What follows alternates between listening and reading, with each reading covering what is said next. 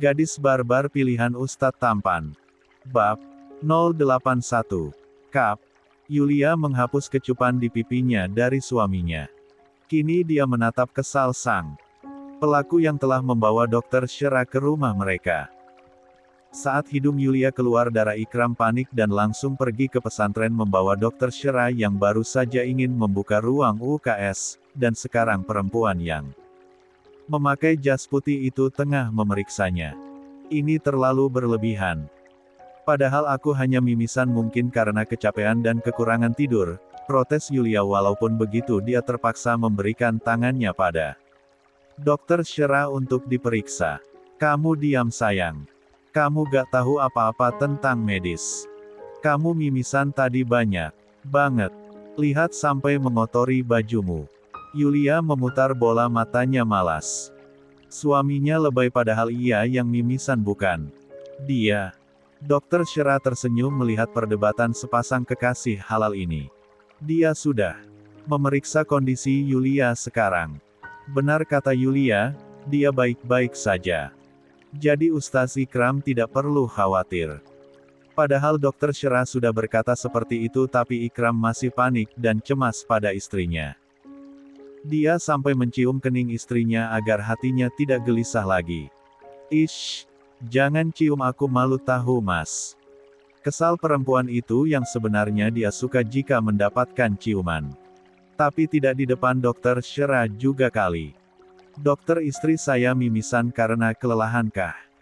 Dokter yang memakai hijab krim itu tidak mengangguk ataupun menggeleng. Sebenarnya tidak ada hubungan langsung antara mimisan dengan kelelahan. Kelelahan mungkin bisa membuat mimisan, tapi itu bukan penyebab langsung terjadinya mimisan. Kelelahan sendiri bisa disebabkan oleh berbagai faktor, yaitu kurang tidur, stres, anemia, dan kondisi medis tertentu, jelas Dokter Syera. Jadi kenapa istri saya mimisan, dok? Yulia mimisan karena terkena anemia. Anemia? Iya, anemia, kondisi ketika darah tidak memiliki sel darah merah sehat yang cukup.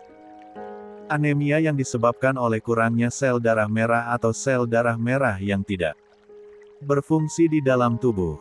Ini menyebabkan aliran oksigen berkurang ke organ tubuh dan terjadi mimisan. Apa yang harus saya lakukan agar anemia istri saya sembuh?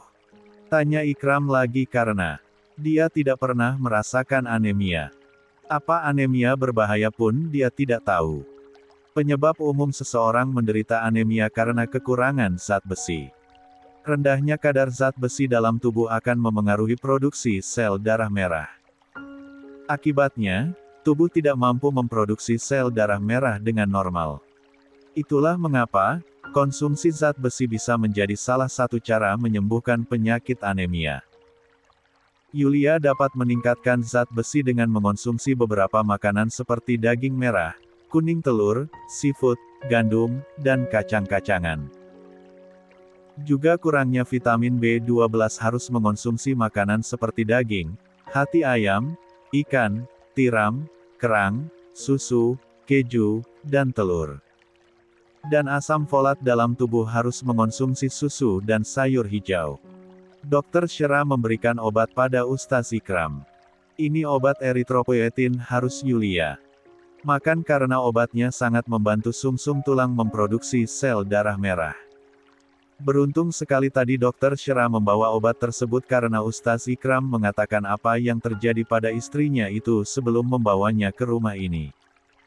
Dia memang sudah memprediksi apa yang dialami Yulia dan prediksinya tepat ternyata. Aku masih boleh makan mie instan gak, dok? Tanya Yulia yang wajahnya kini pucat. Terbaring di atas ranjang sambil mengusap darah di bajunya yang belum diganti. Disarankan jangan karena mie instan salah satunya dapat menyebabkan hemoglobin rendah karena terlalu banyak mengkonsumsi karbohidrat dan tidak diimbangi dengan makanan bergizi lainnya. Yulia seketika jadi kecewa, padahal mie instan adalah makanan favoritnya. Berapa hari istri saya tidak boleh makan mie instan, dok? Tanya Ikram. Seminggu, saya minta Yulia jangan memakan mie instan. Tolong ya Yulia sayangi tubuh kamu. Jika kamu terus memakan makanan yang tidak bergizi itu akan berdampak buruk pada kesehatanmu. Tapi sehari sekali bisa gak dok? Aku gak bisa jauh dari mie. Tidak bisa? Tolong tahan ya Yulia. Ini semua demi kesehatan kamu. Dokter cek pun. Kamu tidak memiliki tenaga. Kamu harus banyak makanan sayur-sayuran ya. Yulia hanya bisa menghela napas panjang. Jika saja kondisi tubuhnya baik-baik saja, ia akan langsung berdebat untuk mempertahankan mie instan agar ia masih makan, tapi kini ia lelah. Ia tidak mau berdebat. Ingat pesan saya tadi Yulia. Dan untuk Ustaz Ikram tolong jaga istrinya baik-baik. Ikram mengangguk lalu menahan Dokter Syera. Jangan dulu pergi dok. Bisa dokter. Periksa alat sen. Yulia segera membungkam mulut suaminya yang sudah tahu apa yang akan dia katakan. Ya, apa ada hal lain yang harus saya tangani? Gak ada dok. Dokter bisa pergi. Terima sudah repot-repot datang dok, ucap Yulia. Dengan cepat. Dokter Syera mengangguk lalu pergi sambil membawa alat medisnya, tak lupa mengucap salam. Sekarang Yulia menatap tajam suaminya yang duduk di sampingnya. Mas Ubi, apa-apaan sih? Mas cuman mau minta tolong suruh dokter Syera periksa bagian bawah kamu yang robek sayang. Dia memukul suaminya ini. Aku lebih baik kesakitan daripada ada seseorang yang memeriksa bagian bawahku. Malu mas. Mau taruh di mana muka aku nanti kalau dokter periksa aku? Dokter Syera kan perempuan sayang. Kenapa harus malu coba? Yulia mendesis. Dia dengan kesal menggigit tangan suaminya. Oh sakit sayang. Biarin. Siapa suruh nyebelin? Memangnya kamu gak malu apa kalau nunjukin aset berhargamu pada orang lain walaupun itu pria? Ya malu sih, gumam pria itu. Dia mengetuk kepala suaminya. Aku juga tentunya malu. Lagi pula aku lihat di website jika robekan di alat sensitifku akan baik-baik saja seiringnya waktu. Dan mas dilarang melakukannya sampai aku sembuh. Siapa suruh mainnya pas pertama kasar? Istri Mas Ubi ini bisa malu juga ternyata.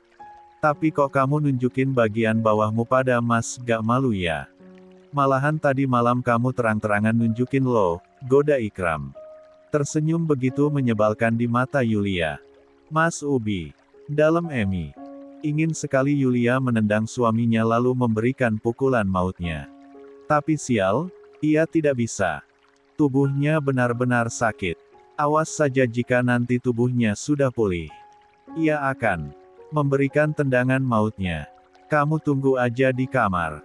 Mas ingin lanjut memasak. Sana pergi. Jangan dekat-dekat sama aku. Mas terus cium aku, wajah aku bisa. Jerawatan nanti. Gak ada namanya dicium jerawatan sayang. Ada. Aku. Alasan. Kap. Ikram malah mencium bibir istrinya itu membuat Yulia semakin kesal dibuatnya. Dasar ustaz nyebelin. Mesum juga. Gak suka. Yulia diam dan kini dia malah membalas ciuman suaminya itu. Ikram tersenyum miring. Istrinya ini sejak tadi terus protes padanya tapi hatinya menginginkannya. Sekarang kamu duduk yang anteng di sini, jangan kemana-mana. Mas akan buatin sarapan untuk kamu. Tentu menu yang direkomendasikan Dokter Syera tadi. Ikram pergi setelah mengusap bibir istrinya yang kini bengkak lagi akibat ulahnya. Pria yang memakai jubah sebatas mata kaki itu pergi sambil menggulung lengan bajunya. Sedangkan Yulia hanya bisa menatap kesal suaminya sambil memegang bibirnya yang tadi dicium. Lo benar-benar ya Yulia. Lo pura-pura kesel kayak gini ada faedahnya coba kalau lo juga mau dicium. Brutuhnya. Cek. Kenapa juga Mas Ubi main pergi aja? Dia gak mau bantu aku ganti pakaian apa? Mana jarak lemari dari sini lumayan jauh lagi. Masa gue harus ngesot ke sana? Ish. Dasar suaminya nyebelin. Yulia akhirnya beranjak dari atas kasur pelan-pelan, Dia meringis saat merasakan gesekan di area bawahnya. Ia bukan lebay tapi ini benar-benar sakit. Suaminya itu benar-benar memiliki nafsu tinggi. Lihat saja sekarang pun ia harus berjalan terhati-hati ke lemari untuk berganti pakaiannya. Membuka baju putihnya yang sebatas lutut itu, Yulia mulai mengganti dengan kemeja biru sebatas pahanya. Ia tidak tahu itu kemeja siapa karena ia belum pernah memakainya. Walaupun ada di lemari miliknya. Melihat kondisinya ke cermin rias membuatnya memejamkan matanya. Ia ngeri sendiri dengan kondisinya yang acak-acakan. Rambut diikat ke atas tapi aut-autan. Lehernya yang teresport itu penuh dengan tanda biru keunguan. Bahkan wajahnya kini sungguh pucat. Dengan kantung mata menghitam. Jangan lupakan ia baru 30 menit tidur. Ini kismarknya gak akan mudah hilang. Waktu itu satu kismark aja harus nunggu 3 sampai 4 hari. Sekarang apa bisa hilang kalau tandanya sebanyak ini? Yulia meringis saat kukunya itu menekan tanda kemerahan yang terasa perih. Lo gak bisa nyalahin suami lo Yulia. Sebenarnya suami lo di sini yang terluka parah. Dia ingat punggung suaminya terluka akibat cakaran darinya. Bahkan ia sempat memukul perut dan dadanya, pasti meninggalkan jejak memar. Sayang, kenapa kamu berdiri di sana? Sudah Mas katakan jangan sedikit pun beranjak dari kasurmu. Tegur Ikram tiba-tiba datang dengan sepiring makanan. Yulia membalikan tubuhnya lalu berjalan ke sofa untuk duduk di sana. Jalannya yang aneh itu membuat Ikram meringis. Istrinya benar-benar kesulitan karenanya membuatnya segera menaruh sepiring makanan lalu menggendong istrinya dan meletakkannya ke atas sofa. Kap, Mas kan udah bilang jangan kemana-mana sayang. Cuman ganti baju doang Mas Ubi. Itu kemeja Mas loh. Yulia menatap kemejanya lalu menyengir. Aku pakai karena ada di lemariku. Pantesan aroma kemejanya bau mint. Pakai aja. Kemejanya seksi di kamu loh. Kamu kayak mau menggoda Mas aja dengan pakaian itu. Yulia menelan ludahnya. Dia buru-buru mengancingi kemeja bagian atasnya yang tadi. Dia biarkan terbuka. Jangan sampai suaminya melakukannya lagi. Melihat tingkah laku istrinya membuat Ikram tertawa geli. Dia dengan mudahnya membawa istrinya ke atas pangkuannya sambil menatap sepiring berisikan makanan yang dia buat. Mas Ubi jangan macem-macem ya. Dukel. Ikram menjitak kening istrinya tidak terlalu keras. Kamu ini pikirannya kotor banget. Mas cuman mau pangku istri nakal Mas ini. Yulia mendesah lelah lalu menatap masakan suaminya. Mas buat shakshuka. Ini makanan khas Mesir yang menjadi salah satu makanan kesukaan Mas waktu di sana. Shakshuka. Apa itu? Ia hidangan telur ceplok dalam saus tomat, dan bawang bombay. Tapi tenang aja saus tomatnya gak terlalu pedas. Aman kok kamu makan, malahan rasanya ada manis-manisnya. Coba makan aja. Yulia menatap 3 telur yang dibumbui dengan saus tomat yang terlihat menggugah selera. Perutnya tidak berbohong, dia kelaparan sekarang. Apalagi saat mencium aroma makanannya. Mas suapin ya. Yulia mengangguk dengan mata binar tak sabar memakan masakan buatan suaminya. Yang selalu tidak gagal. Menggunakan tangan kanan, Ikram mulai menyuapi istri nakalnya ini. Namun Yulia tidak kunjung membuka mulut. Buka mulut. Pakai sendok suapinnya. Gak suka pakai tangan. Pakai tangan itu sunnah Rasul sayang. Baca doa dulu lalu makan. Ayo Yulia mau tak mau membuka mulutnya setelah membaca doa makan. Mas Ubi juga makan. Nanti aja. Makan sekarang. Aku suapin mau. Ikram mengangguk membuat Yulia segera menyuapi suaminya dengan tangannya juga. Makan sepiring berdua itu sangat romantis. Seperti mereka berdua sekarang yang saling menyuapi satu sama lain. Mas Ubi kenapa jari-jari aku dihisap? Yulia berteriak histeris sekaligus geli di saat bersamaan. Dasar Ustaz mesum. Dukel. Ikram mengadu sambil memegangi kepalanya yang kesakitan. Dia menatap istrinya. Dengan kesal. Mas cuman jilat jari kamu aja. Ya kenapa? Geli tahu. Sunnah Rasul. Kalau sunnah Rasul jilat aja jari mas, kenapa jari-jari aku coba? Ikram tertawa tidak lagi bisa menyahut perkataan istrinya. Dia kembali menyuapi makanannya ke mulut istrinya lagi. Udah jangan berbicara ketika makan, pamali. 5 menit masakan Ikram telah habis. Ikram hanya mendapatkan 4 suap saja dari istrinya. Selebihnya istrinya yang memakan semuanya. Astagfirullah, kamu sendawa kayak suara bapak-bapak zaujati, kaget Ikram memegangi dadanya dengan kedua mata melotot. Yulia tertawa lalu mengusap perutnya. Memangnya kenapa? Gak suka. Kayak gak ada adabnya tahu. Gak baik. Kalau bersendawa kayak gitu. Lain kali tutup mulut. Kamu sama ucapin alhamdulillah. Iya bawel. Bukan bawel mas, cuman ngingetin. Mas ilfil sama aku. Ikram menggeleng lalu mengangkat tubuh istrinya juga membawa piringnya ke dapur. Aku bisa sendiri sekarang. Tenagaku udah terisi, jadi mas gak perlu gendong aku. Sekarang lepas.